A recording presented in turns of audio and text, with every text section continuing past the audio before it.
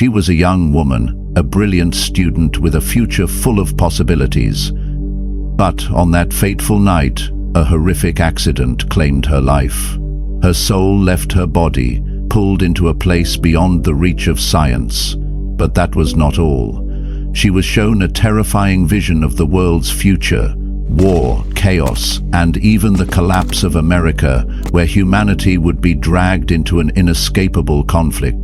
What she saw will leave you shaken. This is her testimony. Hello, Eternal Bible Stories channel. My name is Jessica Parker, and I never thought I would share this story. But after years of keeping it to myself, I feel that now is the time to speak out. First of all, I want to say that I truly love your channel. Every day I watch the stories you share and they bring me comfort, knowing that a better life awaits us after we leave this world. Your messages have inspired me to finally tell my own story, which is why I decided to send it to eternalbiblestories@gmail.com. I had my own near-death experience in 2015, where I was shown many things about the future. Things I did not understand at the time, but over the years everything has become clearer. I wish I could tell you exactly when these events will happen, but I was not given specific dates. At first, I struggled to make sense of what I had seen, but in recent years, the pieces have slowly come together, and the true picture has started to reveal itself. That year, I was only 18 years old, with an entire future ahead of me. It was a late summer night, just before I was set to start college, and I wanted to enjoy every moment before life took a new turn. That evening, I attended a summer farewell party with my boyfriend, Mike. It was one final gathering before everyone set off on their own paths, some to college, others straight into the workforce, but I had no idea that night would change my life forever. Mike had been drinking heavily. He knew I hated it when he drank, but that didn't stop him. I had warned him so many times before, but as the night went on, he became more reckless, laughing louder, stumbling slightly, and dismissing my concerns with a careless shrug. I felt the familiar frustration bubbling inside me, but there was no point in arguing. When it was time to leave, he wanted me to get in the car with him. I refused. I couldn't drive, but I knew better than to risk my life getting into a car with someone who was intoxicated. The host offered for us to stay the night, but my parents were strict, and they would have been furious if I didn't come home. I still lived with them, and I respected their rules. That was when my friend Lisa offered me a ride. She and her boyfriend Jim were completely sober. The only catch was that I would have to sit in the bed of his pickup truck since there was no room in the front. But I didn't care. This was still a much safer choice than getting in the car with Mike. I felt relieved as I climbed into the truck, believing I had made the right decision. But we didn't make it far. Jim stopped at a gas station to grab a snack before continuing down the dark, deserted highway. We were less than 10 miles from my house when everything changed. As we rounded a bend, blinding headlights suddenly appeared. Another vehicle was speeding straight toward us in the wrong lane. I don't remember the moment of impact. When I regained consciousness, I found myself lying on the cold ground, my entire body aching. I had been thrown from the truck.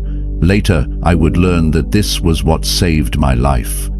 Emergency vehicle lights flashed, casting a red glow across the night. Sirens wailed, piercing through the chaos. I heard people shouting, the commotion of first responders working the scene. My vision blurred, my breathing felt heavy. I tried to move, but the pain was overwhelming. Desperate, I wanted to scream for help, but I couldn't. Then a police officer spotted me. Thank God was what I wanted to say. "We have another victim," he shouted. "Get medics over here now." I clung to him as paramedics arrived, quickly securing me onto a stretcher. The hospital lights swirled above me as I was rushed into the emergency room. A doctor's urgent voice rang out, "She needs surgery immediately." Then everything went black, but I didn't disappear. Something extraordinary happened. The pain, the fear, they vanished. It felt as if my entire soul had separated from my body. And then I heard a loud explosion. Instantly, I found myself hovering above, looking down at my own body. The doctors and nurses were scrambling, their faces tense. One of them shouted, "Her blood pressure is crashing. Get the defibrillator ready." I should have been afraid, but instead I felt an indescribable peace. It was as if I were merely a spectator watching someone else's story unfold. My first thought was strangely detached. How could that body be mine when I was right here looking down at it? Curiosity took over. I drifted away from the operating room, exploring the hospital. I passed through walls effortlessly, accidentally stepping into a storage room filled with hospital blankets. Then I made my way to the waiting area of the ER. My mother was crying. My father sat beside her, trying to console her. Strangely, I didn't feel sadness at the sight. I simply thought, she'll be okay. Then I saw it. Above the operating table, hovering right over my lifeless body, was a dark tunnel. It stretched endlessly, like a doorway leading to another world. I didn't resist. At first, the tunnel was completely dark, but I wasn't afraid. It wasn't me moving through the tunnel, it was the tunnel pulling me in. I felt the speed increasing, faster than anything I had ever experienced on Earth. Up ahead, a small dot of light appeared. It grew larger and larger until it filled my entire vision. The moment I touched that light, I knew with certainty I no longer belonged to this world. And this was only the beginning. I didn't know how I was pulled into that tunnel, but the first sensation I felt was not fear. It was pure curiosity. I no longer felt the weight of my body, as if I had completely separated from the physical world. The dark tunnel engulfed me, but instead of panicking, I felt an inexplicable sense of peace. It wasn't as if I was moving through the tunnel by my own will, rather it felt like an unseen force was pulling me forward. I couldn't resist it, nor did I want to. A profound sense of security surrounded me, as if I were following a predetermined path. The speed increased, faster than anything I had ever experienced in my life. If I had once thought that free falling was the scariest sensation, I now realized that being pulled at this velocity, without impact or pain, was an incredible phenomenon. I had no idea how far I had traveled when, suddenly, a small point of light appeared in the vast darkness. At first, it was nothing more than a tiny speck in the distance, but it quickly grew, expanding until it nearly filled my entire vision. The closer I got, the more I felt a warmth radiating from it, seeping into every part of my being. This was no ordinary light. It wasn't blinding like the sun, nor did it force me to squint. Instead, it was gentle, wrapping me in a love so pure that words could never do it justice. And then, as I reached the light, something miraculous happened. I was no longer inside the tunnel. I found myself standing in an enormous space beyond description. Everything around me glowed with a soft luminescence, not from a single source, but as if the very fabric of this place was made of light. I felt insignificant in the presence of such vastness, yet at the same time, I felt utterly welcomed. It was a perfection beyond comprehension. I looked down at myself, or rather, at the form I had in this place. It was no longer a physical body, but something made entirely of light. I was still me, yet I was no longer bound by the limitations of the physical world. Suddenly, a voice resonated, not with sound, but with thought. "Welcome, my child." I turned, and before me stood a figure I could never mistake. A man with deep, compassionate eyes, radiating an infinite kindness. He was dressed in a white robe, and from him emanated the purest light I had ever seen. I didn't need to ask. I knew immediately. This was Jesus Christ. He didn't have to speak much, but from the way he looked at me, I understood that he knew everything about me. There was no judgment, no condemnation, only love. A love so vast and boundless that it surpassed anything I had ever experienced on earth. I began to weep, not out of fear, not out of regret, but because I realized that I had found a place where I truly belonged. "This is your home," he said. His words resonated within me, not just as a statement, but as an undeniable truth that had always been within me, waiting to be remembered. I had no idea how long I stood in his presence. Here, time no longer held meaning, but every moment was filled with warmth, as if I had been embraced by the very essence of creation itself. And then something unexpected happened. The space around me began to shift.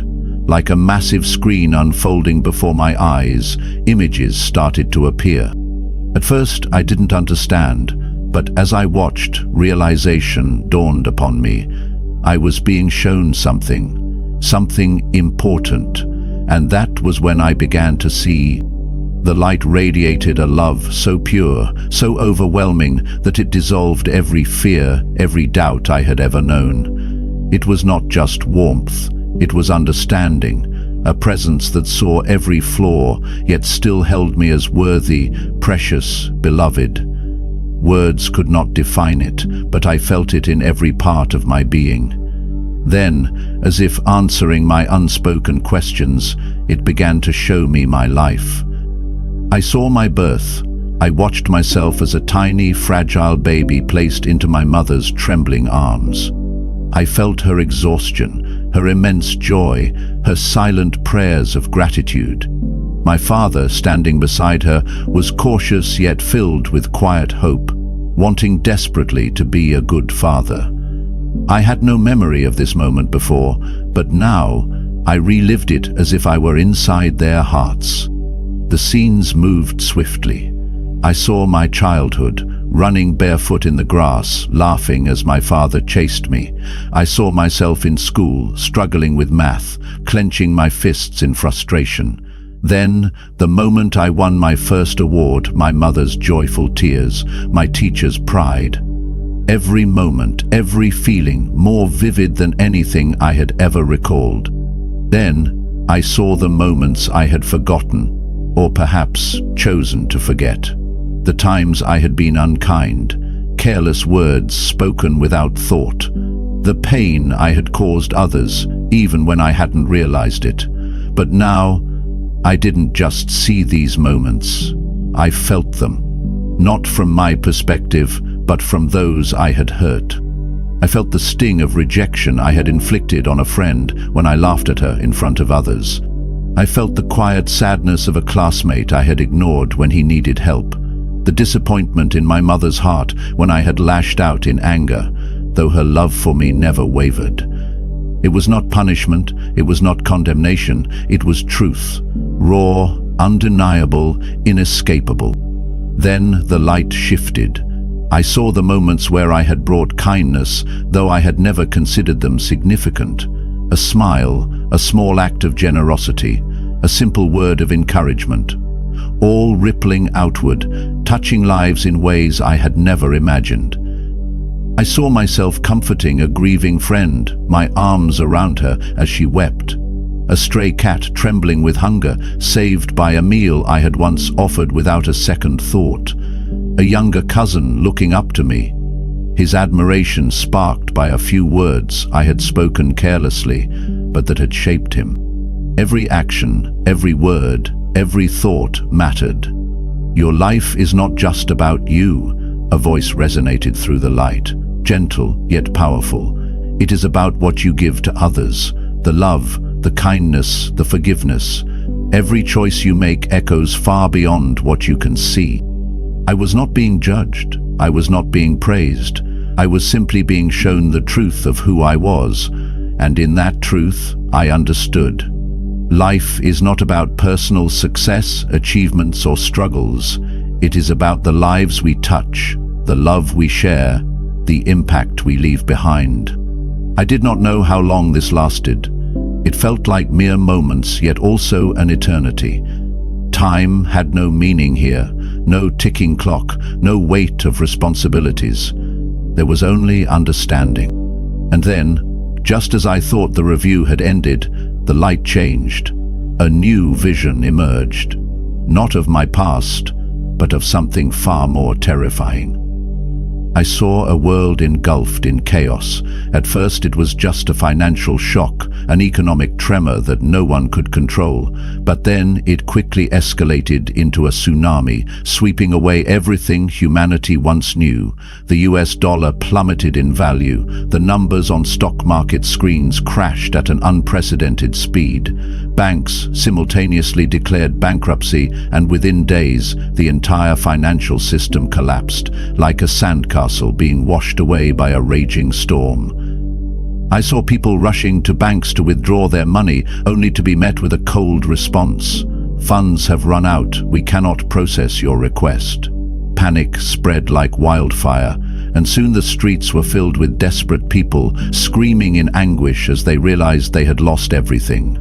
Stores were stripped bare, shelves emptied within hours as people fought over cartons of milk, loaves of bread, anything to keep their families alive. Neighbors who had once shared kind words now turned on each other, ready to fight over a single bottle of water. But that was just the beginning. I saw China stepping forward, demanding the United States repay the colossal debt it had accumulated over decades. But America had nothing left to give. The treasury was empty, gold reserves insufficient.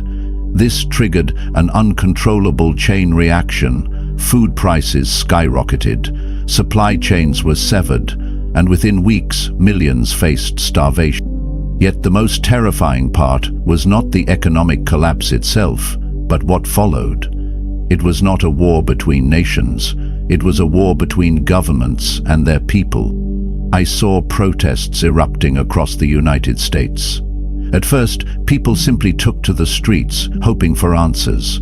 They wanted their government to explain what had happened, why their livelihoods had vanished overnight. But the government had no answers, or perhaps it simply refused to give them. Instead of addressing the people's concerns, it chose repression. Law enforcement and military forces flooded the streets, deploying tear gas and rubber bullets to suppress the crowds. But the anger of the masses could not be silenced. The protests spread like an unstoppable inferno. From New York to Los Angeles, from Washington, D.C. to Texas, the nation was ablaze.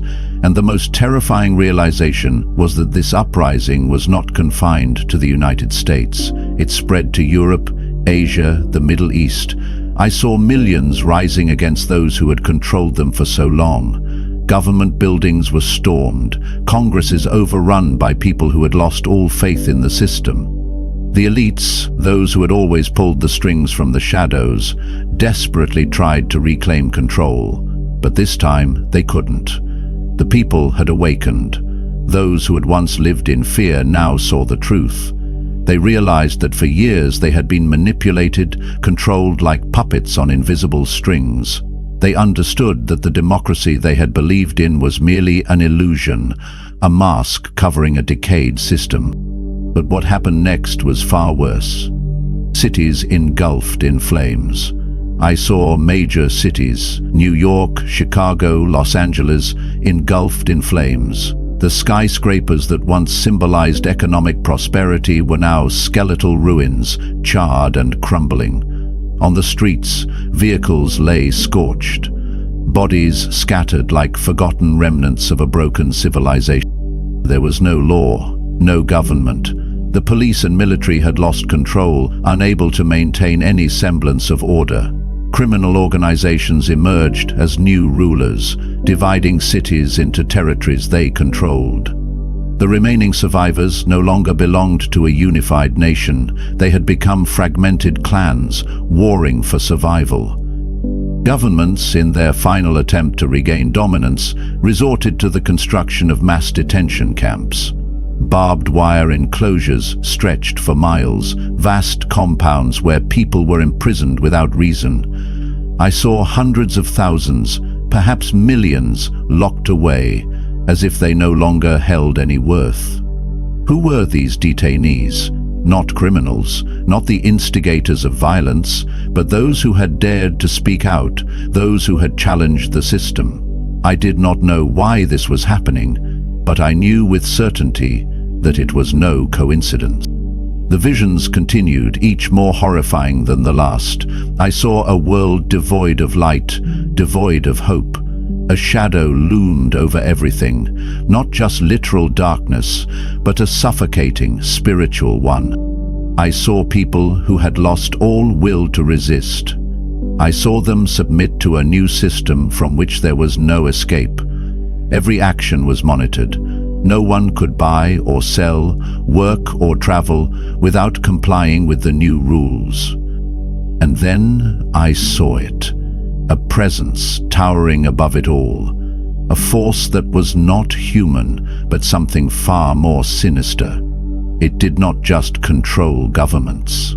It controlled the very thoughts of the people. Those who refused to comply were eradicated. Those who resisted were erased. I could not take it anymore. I screamed, desperate to break free from these visions. I did not want to see any more. I did not want to believe that this was the future awaiting humanity, but deep within me, I knew. This was a warning. I saw a world reshaped beyond imagination, a world without resistance, without struggle, without hope. The remaining governments had seized absolute control, not to save society, but to mold it into something unrecognizable. New laws were imposed, yet no one opposed them. Those who dared had long vanished.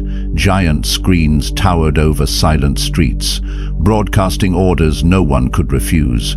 People moved like shadows, stripped of will, as if their minds had been reprogrammed.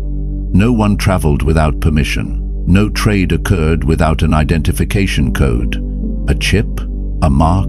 Some unknown technology? Whatever it was, it dictated every aspect of life. The unfit were eliminated.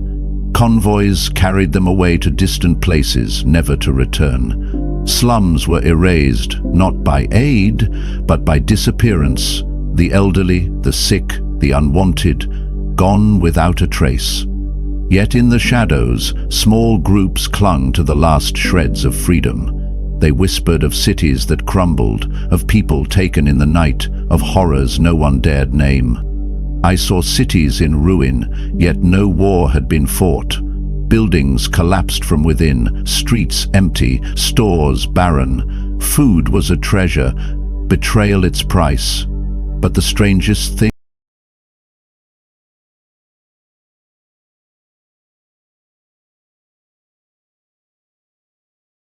silence. A population drained of thought, reduced to obedience.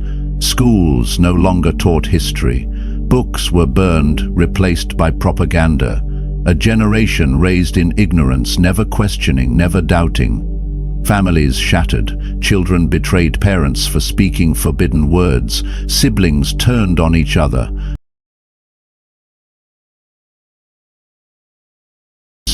Humanity twisted in unnatural ways, all